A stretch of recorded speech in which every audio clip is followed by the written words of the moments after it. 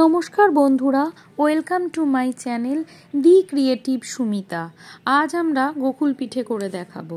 উপকরণে লাগছে খোয়া ক্ষীর, নারকেলের ছাই, ঘন দুধ, খেজুর গুড়, চিনি ও ময়দা আর ভাজার জন্য সাদা তেল। প্রথমে আমরা একটি পাত্রে ময়দা নিয়ে অল্প অল্প দুধ দিয়ে একটা ব্যাটার তৈরি করে নেব। ব্যাটারটা খুব ঘনও হবে না, আবার খুব পাতলাও হবে না। দেখুন, এরকমভাবে আস্তে আস্তে মেখে খুব মসৃণ একটা ব্যাটার তৈরি করে নিতে হবে। প্রায় ৬-৭ মিনিট এভাবে মিশ্রণটি ফেটিয়ে নিতে হবে। গোকুল পিঠে খুবই সুস্বাদু একটি মিষ্টি রেসিপি। নারকেলের ছাইটা আমার আগেই ঘরে করা ছিল। আপনারা একটা নারকেল কুড়িয়ে ১০০ গ্রাম খেজুর গুড় ও ১০০ গ্রাম চিনি দিয়ে এরকম একটা ছাই তৈরি করে নেবেন। খোয়া ক্ষীর মিষ্টির দোকান থেকেই কিনতে পাওয়া যায়। খোয়া ক্ষীর আর নারকেলের ছাই দিয়ে অনেকক্ষণ ধরে খুব সুন্দর করে মিশ্রণটি মাখতে হবে।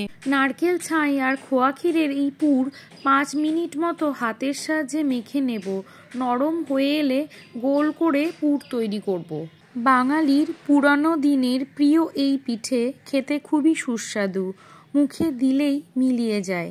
খুব সহজ এই রেসিপি, খেতে সবাই ভালোবাসবে। এবার দেখুন, খোয়া ক্ষীর আর নারকেল ছাই সম্পূর্ণ মিশে গেছে। এবার ২ হাত চেপে গোল শেপ দিয়ে নেব, গোল গোল পুর তৈরি করে নেব। এটা খুব বানানো সহজ। সব পুরগুলো এভাবে গোল করে নিলাম।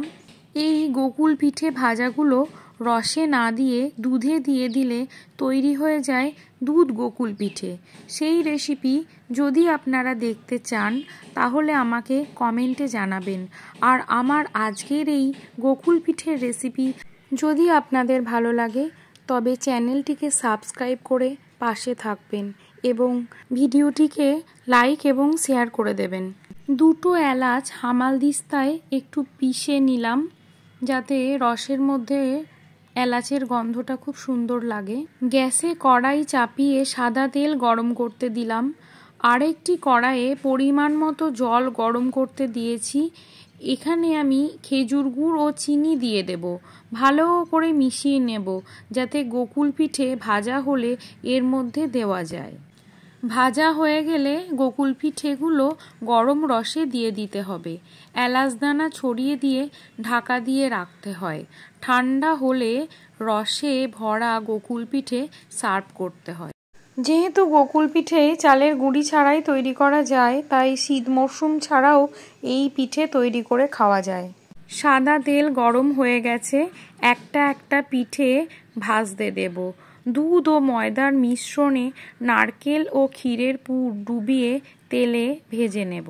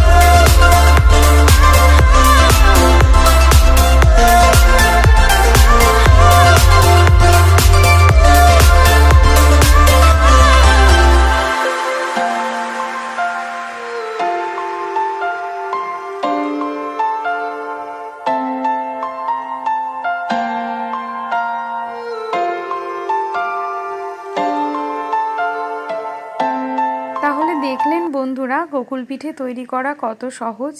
আপনারা অবশ্যই এটি বাড়িতে ট্রাই করে দেখবেন। সকলকে অনেক ধন্যবাদ।